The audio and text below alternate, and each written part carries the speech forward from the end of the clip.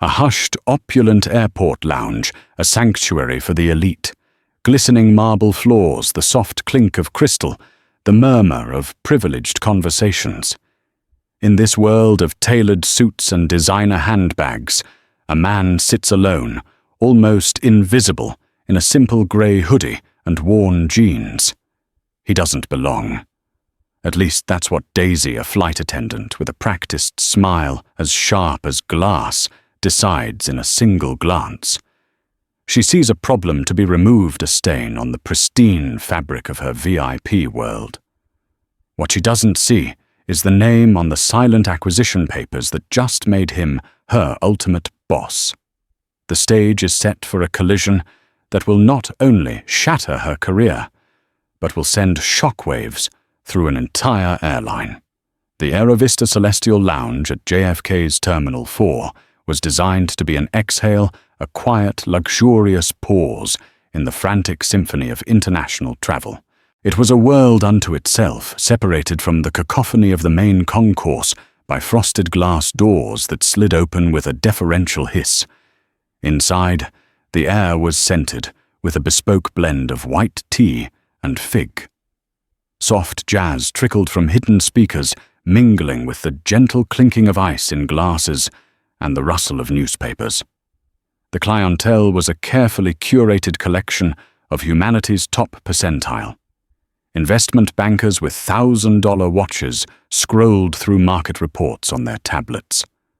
A woman in a Chanel travel suit spoke softly into her phone in fluent French, her diamond earrings catching the recessed lighting. This was a place where status was the unspoken language and appearance was the primary dialect. Into this meticulously crafted environment walked Marcus Thorne. He wasn't dressed for it. At 42, he had a face that held the quiet intensity of a man who had seen more boardrooms than beaches, yet his attire spoke of a weekend errand run. He wore a simple, unbranded charcoal grey hoodie, dark, well-worn denim jeans, and a pair of comfortable sneakers that had seen better days. On his wrist was a practical, durable watch with a rubber strap, a stark contrast to the Rolexes and Patek Philippe's that surrounded him. He moved with a quiet, unassuming grace, his eyes scanning the room not with the awe of an interloper, but with the critical gaze of an inspector. He found a vacant leather armchair in a corner, settled in, and pulled a small, dog-eared notebook and a pen from his hoodie pocket. He wasn't looking for a drink or a gourmet snack. He was observing. He was listening. He was judging. 3 days ago, the final papers were signed. Thorne Industries, a diversified holding company Marcus had built from the ground up, had officially acquired a 78% controlling stake in Aerovista Airlines. The news had not yet been made public. It was scheduled for a press release the following Monday. For now, he was a ghost, a silent owner walking among his new unknowing employees and customers. His first self-appointed task was to understand the company not from a balance sheet, but from the ground floor up, or, in this case, from the VIP lounge down. His anonymity was his greatest tool. He wanted to see the real Aerovista, the one that existed when the CEO wasn't on a scheduled tour.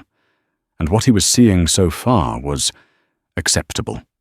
The lounge was clean, the food selection was decent, but the atmosphere felt sterile, and the staff, while efficient, seemed to operate with a detached, almost robotic politeness. Then he saw her. Her name tag read Daisy. She was a senior flight attendant, her posture ramrod straight, her uniform impeccably pressed. She moved through the lounge like a shark patrolling its territory, her smile a fixed, painted-on thing that never quite reached her eyes. She exuded an air of proprietary authority, as if she were the hostess of an exclusive party, and held the final say on who was worthy of attending. Marcus watched as she interacted with a wealthy-looking couple, her voice dripping with saccharine courtesy. "Can I get you another glass of champagne, Mr. Wallace?" "Of course. And for you, Mrs. Wallace." But when a young family with 2 slightly restless children entered, her demeanor subtly shifted. Her smile tightened, and a flicker of annoyance crossed her face before being professionally suppressed. She directed them to a corner with a brisk efficiency that bordered on dismissive. Marcus made a small note in his book. Service consistency is personality dependent. A major flaw. His attention was so focused on his notes that he didn't notice Daisy's gaze land on him until she was halfway across the room, her path a direct, purposeful line toward his corner. Her eyes swept over his hoodie, his jeans, his sneakers. It wasn't a glance. It was an appraisal, a judgment delivered in a fraction of a second. He saw the subtle curl of her lip, the slight narrowing of her eyes. Marcus didn't move. He simply looked up from his notebook, his expression neutral, and met her gaze. He had seen that look countless times in his life in his early days, trying to secure venture capital in high-end stores, where clerks shadowed his every move in restaurants, where the host seemed to lose his reservation. It was the look of someone who had already decided you didn't belong. Daisy stopped before his chair, her hands clasped behind her back in a pose of authority. The painted-on smile was gone, replaced by a cool, questioning mask. "Good afternoon, sir." She began her tone polite, but edged with steel. "Can I help you with something? Perhaps you're looking for the public waiting area."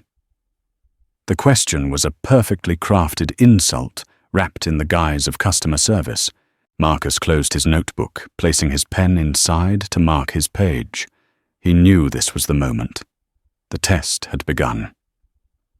"No, thank you," he replied, his voice calm and even. "I'm quite comfortable here." Daisy's eyes flickered to the empty space on the table beside him, devoid of a champagne flute or a plate of artisanal cheeses. "I see.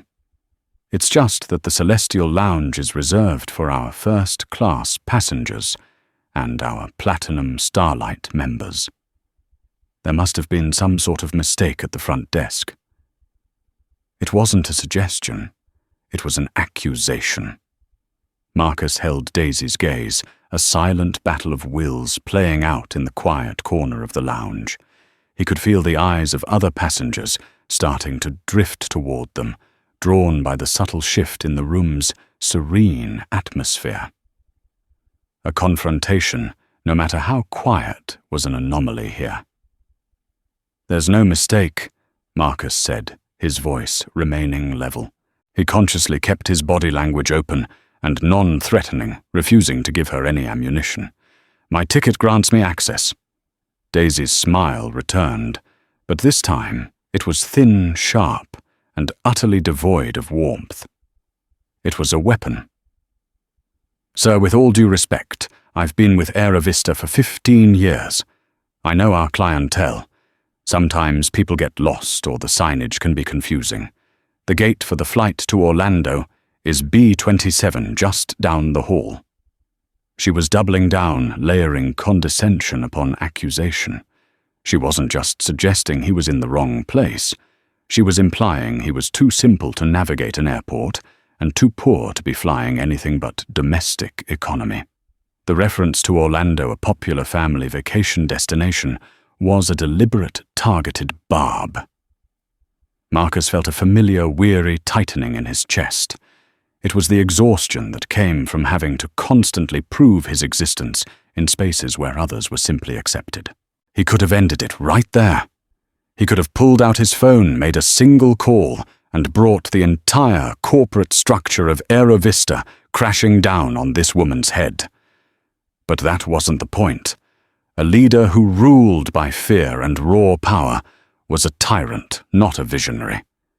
He needed to see how deep this rot went. He needed to understand the system he had just purchased. "My flight isn't to Orlando," he stated calmly, "and I'm not lost. I'm exactly where I'm supposed to be." He reached into the pocket of his jeans and retrieved his boarding pass, a simple printout from a kiosk, not the crisp cardstock the front desk provided. He held it out for her. First class. Flight 101 to London Heathrow. Daisy took the paper from him, holding it by the very edge, as if it were contaminated. Her eyes scanned the details, the practiced condescension on her face, faltering for a microsecond, replaced by a flicker of surprise. It was indeed a legitimate first-class ticket, but the surprise quickly hardened into suspicion. A man dressed like this, with a flimsy paper ticket for the most expensive seat on their flagship international route. It didn't add up in her meticulously ordered world. The logic was flawed. Therefore, the ticket had to be the problem, not her judgment. She looked from the paper back to his face. "This is highly unusual," she said, her voice dropping to a conspiratorial whisper, loud enough for the nearby tables to hear. "Where did you get this boarding pass?" The question hung in the air, thick with insinuation. "Stolen forged. Duped someone.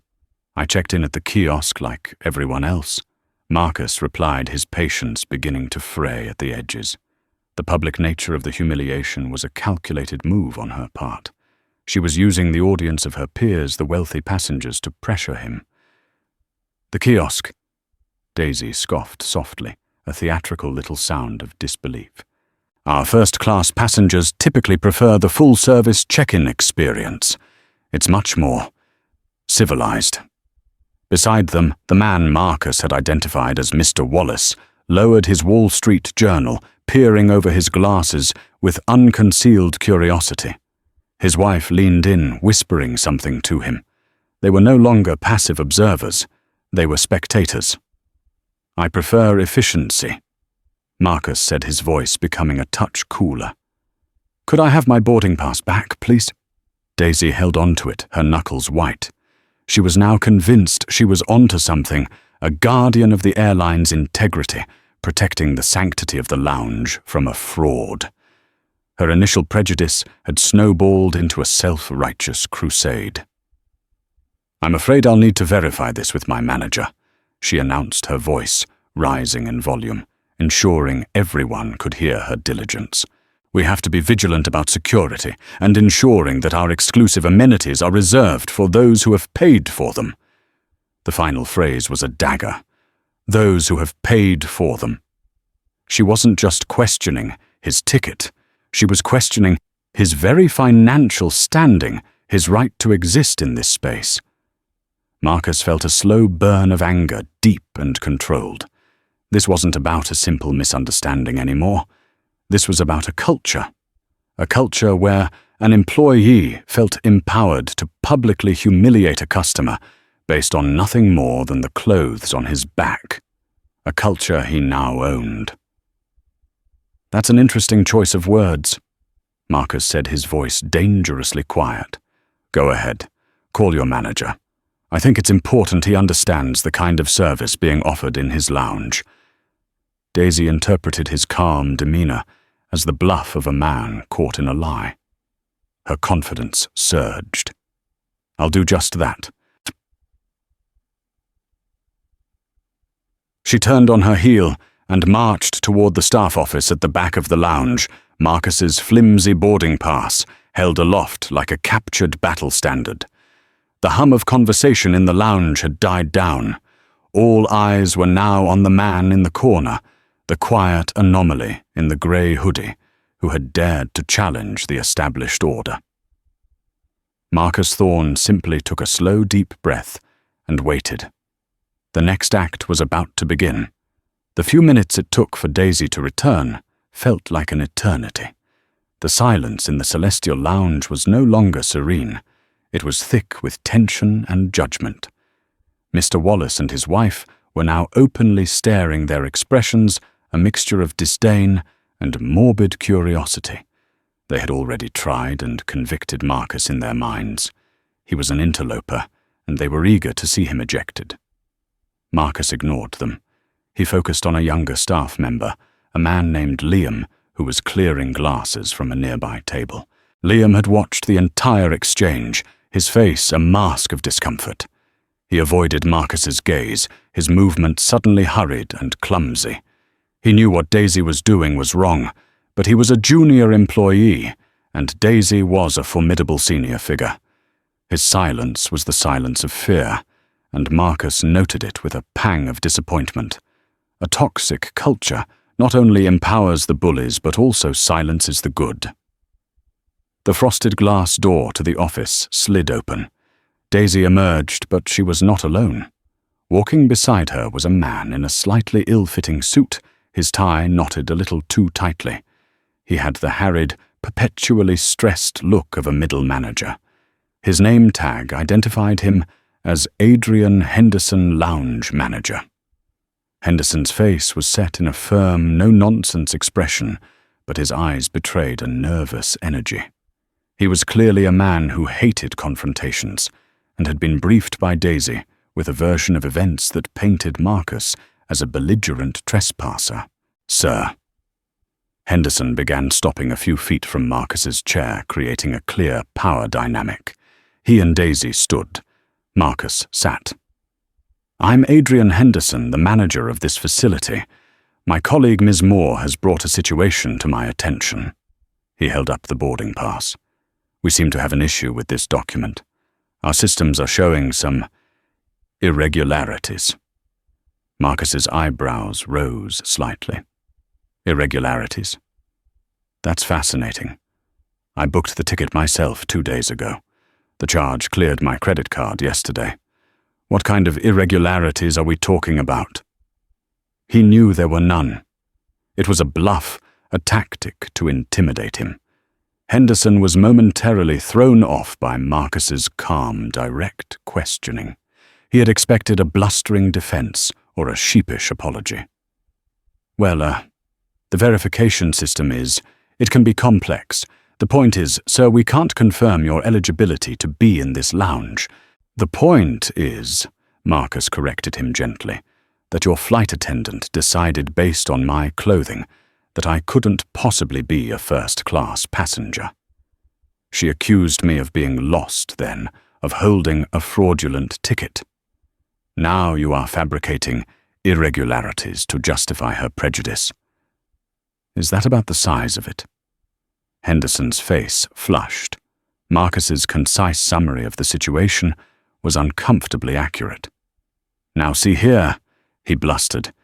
"There's no need for that tone. We have policies and procedures." Daisy was following protocol.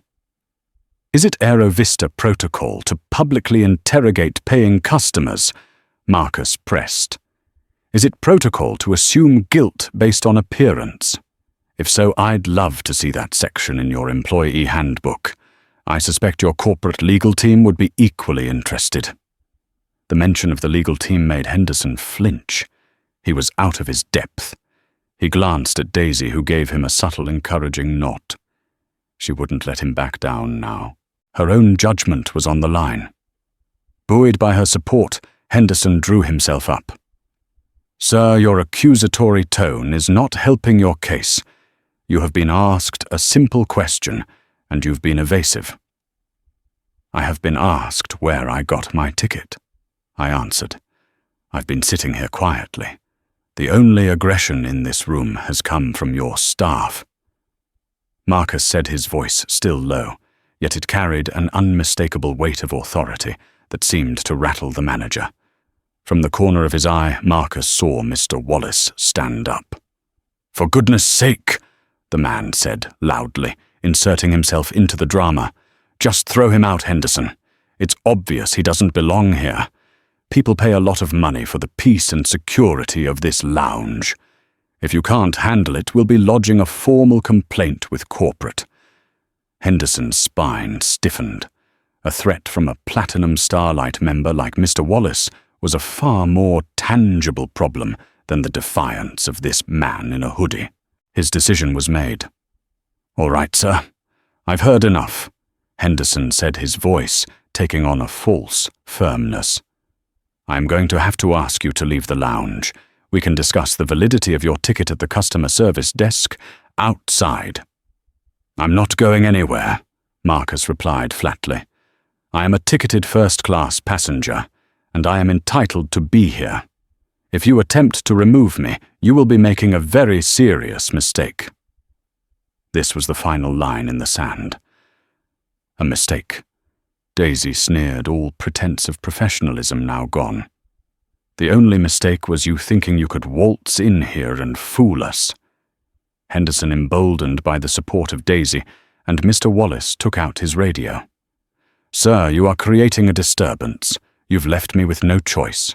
I am calling airport security to have you escorted from the premises." He raised the radio to his mouth. The other passengers watched, rapt.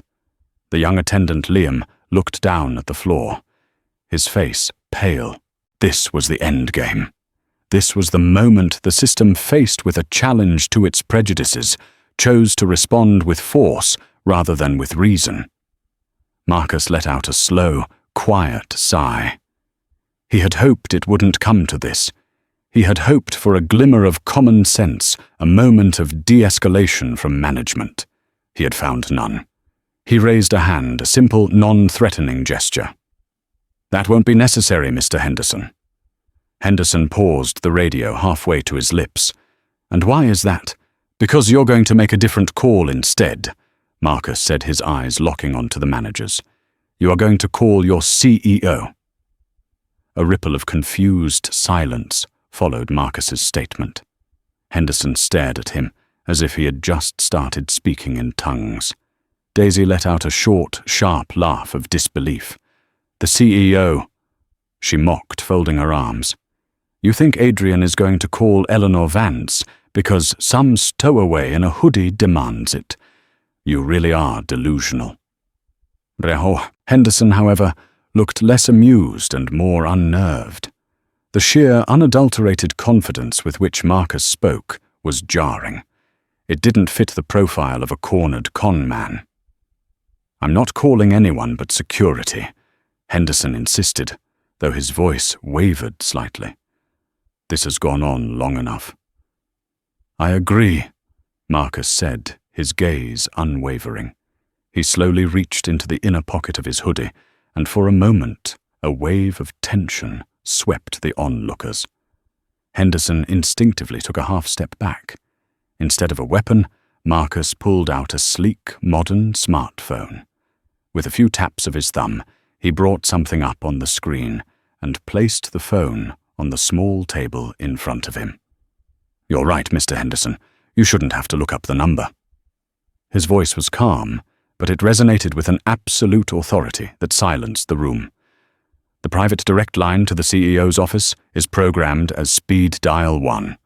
The access code is 911-737 for the Boeing." The level of detail was stunningly specific. Henderson froze his hand, hovering over his radio. 911-737. It was an inside joke among the top brass, referencing the day the company's founder secured financing for their first Boeing 737. It wasn't public knowledge. It wasn't even known by most managers. Daisy's smirk began to dissolve, replaced by a creeping dread.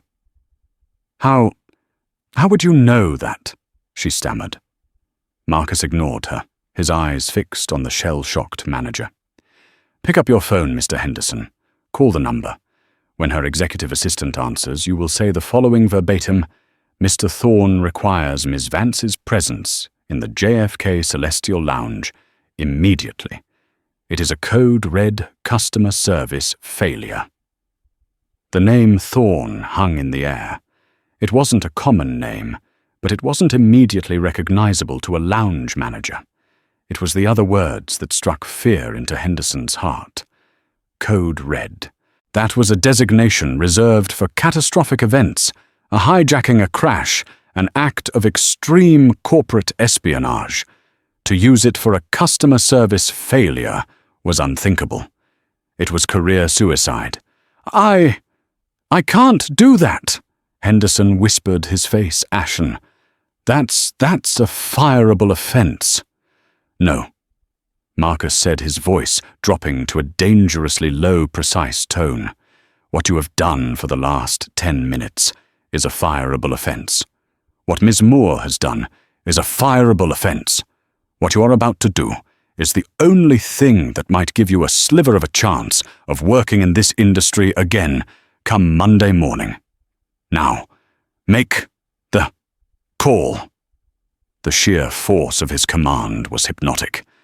Daisy looked at Henderson, her eyes wide with panic. Mr. Wallace, who had been so vocal moments before, had sunk back into his chair, his face a mask of horrified realization. He may not have known the name Thorn either, but he recognized power when he saw it, and the power in this room had just shifted with the force of a tectonic plate. Shaking, Henderson fumbled for his own phone. His fingers, slick with sweat, struggled to dial the number Marcus had provided.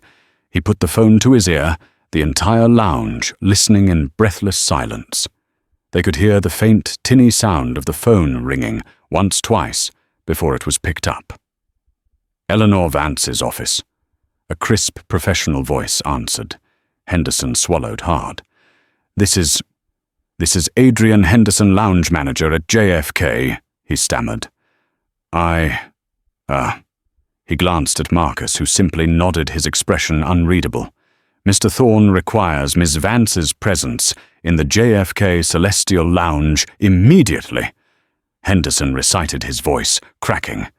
"It is a code red customer service failure." There was a pause on the other end of the line, a silence so profound it seemed to suck the air out of the room. Then the assistant's voice came back, stripped of its corporate politeness and filled with an urgency that chilled Henderson to the bone. "Understood. Miss Vance is in the terminal. She's on her way." The line went dead. Henderson lowered his phone, his hand trembling uncontrollably. He looked at Marcus, his face a mess of confusion and terror. Who are you?" Marcus Thorne finally allowed himself a small, cold smile. He picked up his notebook from the arm of the chair and tapped the cover, where a simple embossed logo was stamped, a stylized T over a globe. Thorne Industries. "My name is Marcus Thorne," he said, his voice clear and steady, reaching every corner of the now silent lounge. "And as of 72 hours ago, I own this airline." The declaration landed with the force of a physical blow. Daisy Moore made a small, choking sound, and her hand flew to her mouth. The color drained from her face, leaving a pasty grayish mask of pure terror. The world she had so carefully constructed, with its clear hierarchies and unspoken rules of status, had just been inverted. The man she had judged, mocked, and tried to eject was not at the bottom of the pyramid. He was the pyramid. Adrian Henderson looked as if he might faint. His legs seemed to give way slightly, and he braced himself against a nearby table. His mind frantically tried to process the information. Marcus Thorne. Thorne Industries. There had been rumors, whispers on the corporate intranet about a potential buyout, but it was all supposed to be confidential. He had dismissed it as gossip. Now the gossip was sitting in a corner wearing a grey hoodie and holding the future of his career in the palm of his hand. The other passengers were frozen. Mr. and Mrs. Wallace, who had been so vocal in their support of Daisy, now looked horrified. Mrs. Wallace was subtly trying to slide her chair back, as if creating physical distance could separate her from her earlier comments. They had eagerly participated in the humiliation of a man who could likely buy and sell their condo with the interest from his checking account. Only one person in the room seemed to move. The young attendant, Liam. He slowly began to pick up a glass from a table, his hands shaking, but his eyes were fixed on Marcus with a look of stunned, dawning respect. Marcus, however, remained perfectly still, a calm island in the sea of panic he had created. He simply looked at Daisy and Henderson, his expression not of triumph, but of profound disappointment. "Please," he said, his voice quiet but firm, "have a seat." He gestured to the two empty chairs opposite him. It wasn't a request, it was a command. Like automatons, Daisy and Henderson stumbled into the chairs perching on the edge of the expensive leather cushions. "For 15 years, you said?" Marcus asked, his gaze settling on Daisy.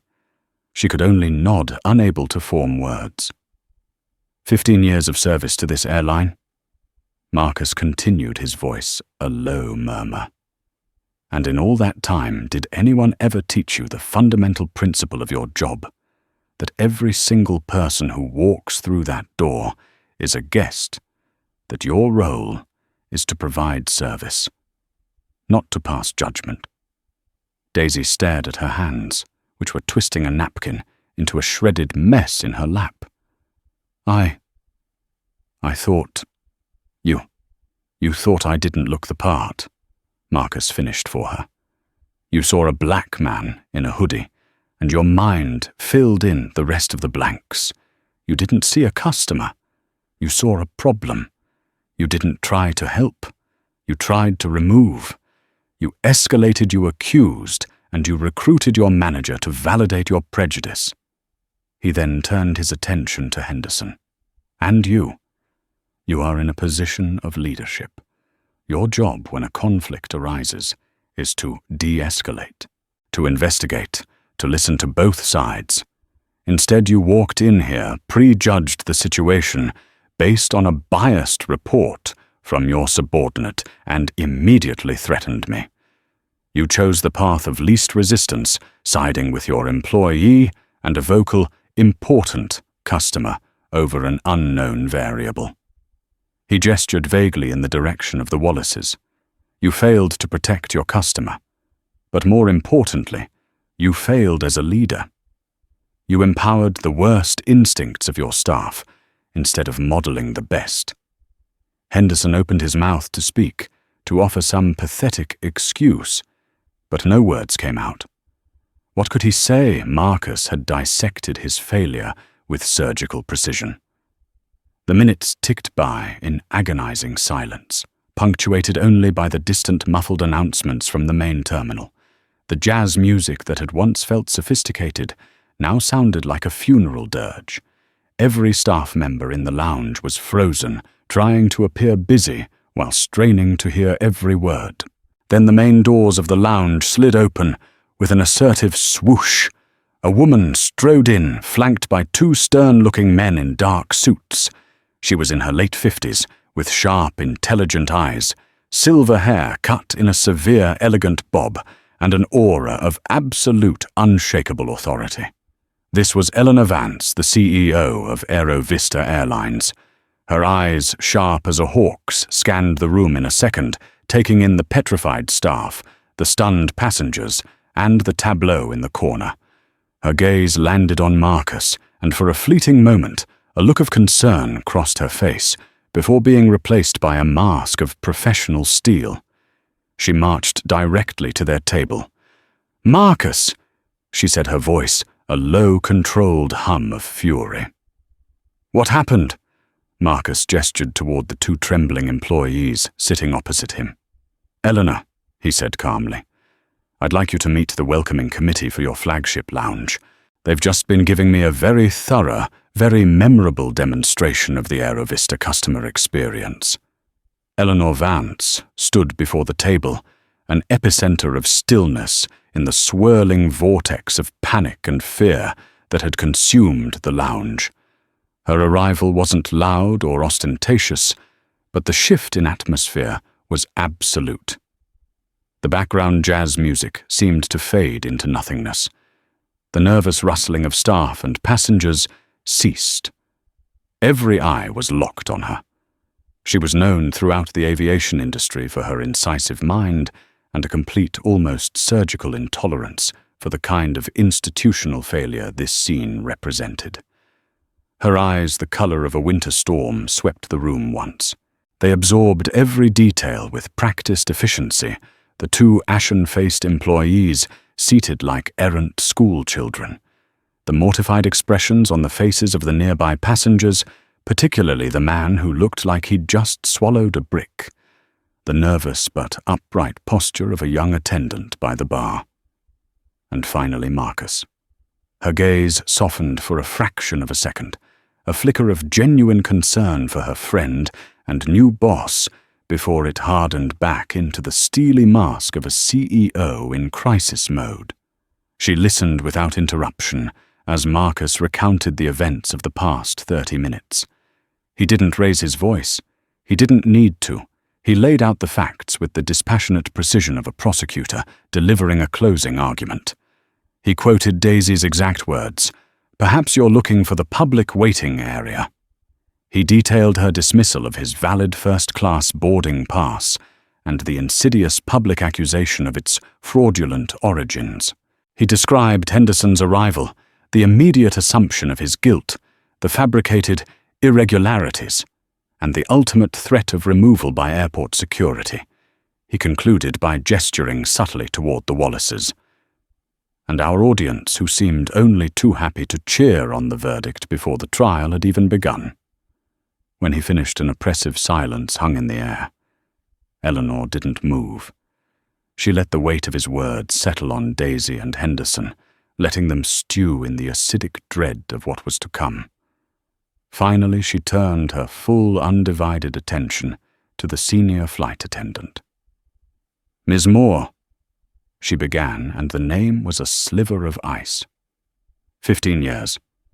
You have dedicated 15 years of your life to this company. You have completed, by my count, no fewer than 38 mandatory training modules, including annual refreshers on inclusivity, unconscious bias, and de-escalation. I have signed off on the budget for this training myself. I must therefore conclude that you are either incapable of learning or that you have chosen to willfully ignore the core principles of your profession. Daisy looked up her face, a pathetic ruin of tear-streaked makeup. "No, Miss Vance. I swear it was a misunderstanding. I was concerned about security. The procedure is to verify. Do not speak to me of procedure." Eleanor's voice cut through her like a scalpel, sharp and precise. "Show me the procedure, Ms. Moore.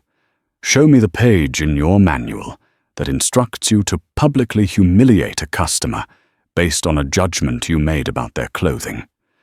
Point me to the protocol that empowers you to decide with nothing more than a glance who is and who is not worthy of respect. You are not following procedure. You are indulging a personal prejudice and cloaking it in the language of corporate policy.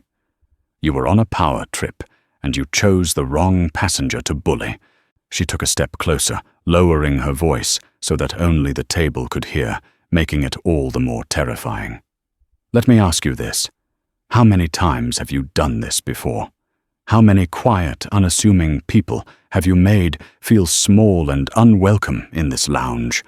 How many have you driven away, who didn't have the power to summon me here with a single phone call? You didn't just fail, Mr. Thorne. You have failed every single passenger you treated with anything less than unconditional dignity. You are a symptom of a disease I now realize runs deeper in this company than I ever imagined." Daisy crumpled, burying her face in her hands, her shoulders shaking with silent, desperate sobs. There was no defense. There was nothing left to say. Eleanor pivoted, and her glacial gaze fell upon Adrian Henderson, who visibly flinched. "Mr. Henderson, the manager, the leader, the one person whose job it is to be the calm, rational center in a storm. An employee came to you with a biased, unsubstantiated claim. A customer was being accused. Your role was simple: investigate impartially. You could have taken Mr. Thorne aside privately. You could have discreetly scanned his boarding pass yourself. You could have done 100 different things that would have constituted actual management. Instead," she continued, her voice rising with controlled fury, "you chose to do nothing.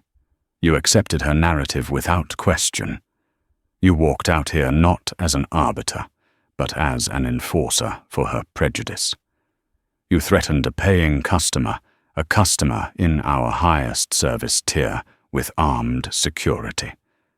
You allowed another passenger. She flicked her eyes toward Mr. Wallace to dictate your actions, your spine. Mr. Henderson appears to be entirely absent. You are not a leader, you are a follower. You follow the path of least resistance, and in doing so, you amplify failure, you empower bullies, and you expose this company to catastrophic legal and reputational risk. You are not just a liability, you are a black hole of competence. He was being difficult. Henderson whimpered a last pathetic attempt to save himself. He wouldn't leave. He was standing up for his right to be treated with basic human dignity. Eleanor thundered her voice, finally cracking like a whip across the silent lounge. And you were trying to strip him of it. That is the beginning and the end of this story. She took a deep, steadying breath, her composure returning. She looked at the two of them, stripped bare of their excuses and their authority, and delivered the sentence. As of this precise moment, you are both suspended, effective immediately. Your system access is revoked. Your corporate accounts are frozen. She nodded to one of the men in suits who had accompanied her. He stepped forward, his expression impassive. My head of corporate security, Mr. Davies, will escort you to a back office. You will surrender your company ID badges, your keycards, your phones, and any other Aerovista property. You will then be escorted from the airport terminal. You will be placed on unpaid leave while a formal investigation is conducted, but I suggest you do not hold out any hope. We will be in touch. The finality of it was brutal. This wasn't a slap on the wrist. It was an amputation. Davies gestured for them to stand. Daisy rose unsteadily, a ghost of her former self. Henderson had to push himself up from the chair, his legs visibly trembling. They didn't look at Marcus. They didn't look at anyone. They followed the silent security chief on a walk of shame, past the stunned faces of their colleagues and the very passengers they were supposed to serve, and disappeared through the frosted glass doors of the office. With the immediate poison removed, Eleanor addressed the still shocked Wallaces. Mr. and Mrs. Wallace, she said, her tone as cold and hard as diamond. Aerovista deeply values the loyalty of its premier customers. That loyalty, however, is not a license to participate in the harassment of fellow passengers. We provide a service, not a private club for you to curate. Your conduct has been noted. We will be internally reviewing your continued eligibility for the Platinum Starlight program. I trust that in the future you will refrain from appointing yourselves as arbiters of our lounge policies. Mr. Wallace's face turned a shade of mottled purple, but he simply nodded, utterly neutered. Eleanor turned back to Marcus, the hard mask of the CEO, softening into the weary expression of a colleague. Marcus, on behalf of every employee who actually believes in the values of this company, I am profoundly and deeply sorry. This is a catastrophic failure, a cancer. It's a cultural cancer. Eleanor, Marcus corrected gently, his eyes scanning the room until they met Liam's. The young attendant was standing frozen, looking like a deer caught in the headlights of an oncoming train. And we can't fix it from the top down alone. We need to find the healthy cells and empower them. He raised his voice slightly. You. Liam? Come here, please. Hesitantly, Liam walked over his shoes, making no sound on the thick carpet. Yes, sir, he whispered, his eyes wide. You watched that whole exchange, Marcus said, his tone inquisitive, not accusatory. You knew it was wrong. I could see it on your face. Why didn't you intervene? The young man swallowed hard, looking at the floor. I'm a junior attendant, sir. Just 6 months on the job. Daisy has 15 years of seniority. She can make things very difficult for people who cross her. I was afraid of losing my job. I understand that, Marcus replied, his voice softening with empathy. Fear is the glue that holds a toxic culture together. Good people stay silent because they're afraid of the consequences, and the bullies get bolder because they are never challenged. He paused, then leaned forward slightly. But I also saw you. Just as Henderson reached for his radio, you took a half step forward. You were going to do something, weren't you? Liam looked up, surprised that Marcus had noticed the small aborted movement. Yes, sir. I was. It was wrong. He hadn't even tried to scan the pass himself. I was just going to ask him to please try it one more time, to check the name on the manifest. Marcus nodded slowly, a small, genuine smile touching his lips for the first time that day. That's what I thought I saw. The instinct was there, just buried under the fear. He looked at Eleanor, then back at Liam. Eleanor and I are going to be making a lot of changes around here. On Monday morning, I am establishing a new corporate task force. Its sole mandate will be to redefine our customer service philosophy from the ground up with a focus on dignity and respect. I don't want it filled with executives. I want it filled with people who understand the reality on the ground, people with the right instincts. I want you to be on it. Liam stared, dumbfounded, his mouth slightly agape. Me, sir. On a corporate task force, I clear glasses. Today you clear glasses, Marcus said. Starting next week, you're going to help us clear out a culture of prejudice. We need your voice. We need your perspective. Will you help us? Overwhelmed Liam could only nod, tears welling in his eyes, not of fear or humiliation, but of shock and gratitude. Yes, sir, of course. Thank you, sir. Good, Marcus said, standing up. He looked at Eleanor. Let's get out of here. Our work is just beginning. As the new owner and the CEO walked out of the lounge together, they left behind a room that was forever changed. The message had been sent not in a memo, but in a decisive, public, and unforgettable display of consequence. The old Aerovista was gone. A new one was about to be born from the ashes of one man's humiliation. The incident in the JFK Celestial Lounge was not swept under the rug. It became a catalyst, the seismic event that heralded a complete cultural overhaul of Aerovista Airlines. Marcus Thorne was not the kind of owner to fix a problem with a quiet termination and a memo. He believed that rot had to be exposed to the light to be truly eradicated. The investigation into Daisy Moore and Adrian Henderson was, as Eleanor Vance had predicted, swift and decisive. Security footage corroborated Marcus's account perfectly. Audio logs from Henderson's radio call to security showed his panicked, unprofessional escalation.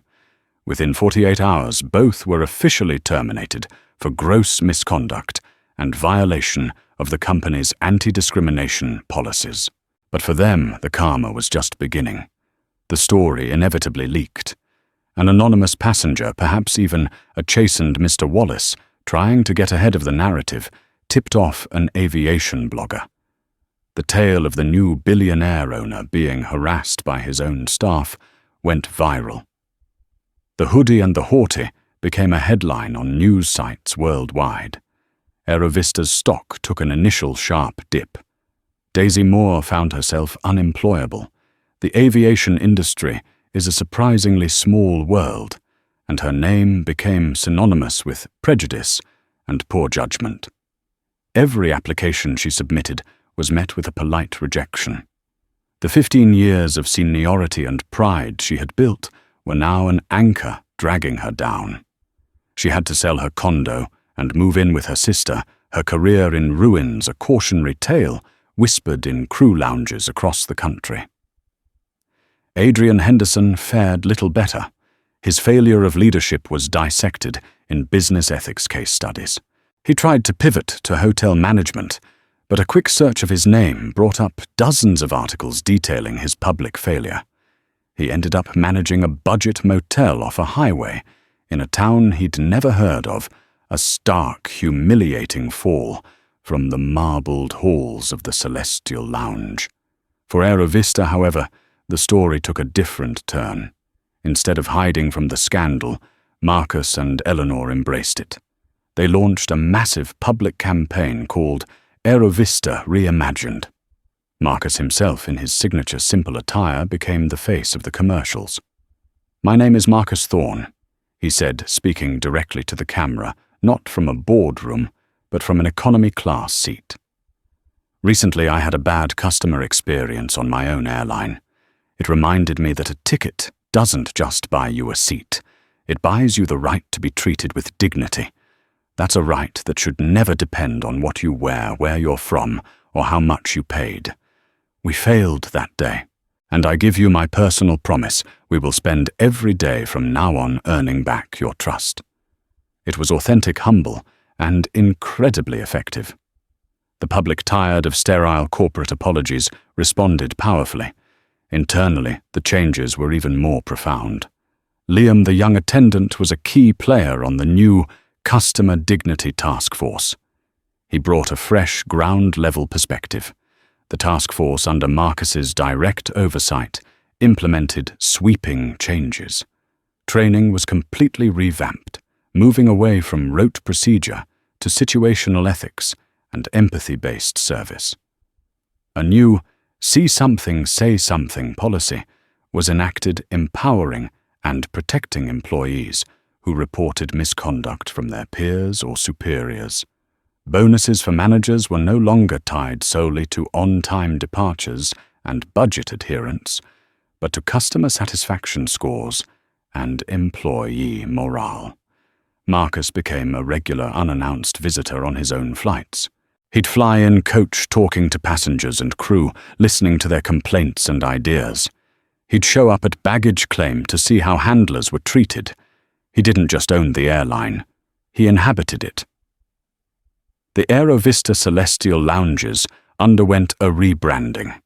The name was changed to the Aerovista Gateway, and the first rule in the new employee handbook was simple: the only status that matters is our guest. 6 months after the incident, Aerovista's reputation had not just recovered, it had soared. Their customer satisfaction scores were the highest in the industry. Their stock price rebounded and climbed to an all-time high. They were winning awards not just for service, but for being one of the best places to work. The incident at JFK wasn't the company's shame. It had become its origin story, a testament to its radical transformation. One afternoon, Marcus was walking through Terminal 4 at JFK when he saw the Wallace couple from a distance. They saw him, too. They immediately froze, then quickly turned and walked in the opposite direction, their faces flushed with embarrassment. Marcus simply shook his head and smiled. Some lessons he knew were best learned in silence. He had a flight to catch in seat 24B, middle seat economy class. He had a lot more work to do. In the end, this wasn't just a story about a mistaken identity.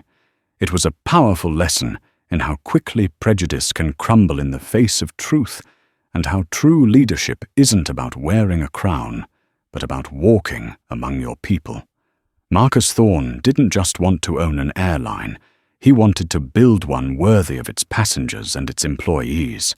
The humiliation he faced that day became the fuel for a revolution of respect that changed an entire company for the better, proving that the best karma isn't just about punishment. It's about building something better from the ashes of a mistake. What did you think of this story of justice? If you believe that dignity and respect should be for everyone, regardless of appearances, then hit that like button.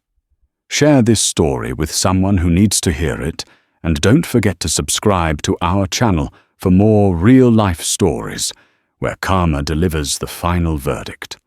Let us know in the comments what you would have done in Marcus Thorne's situation.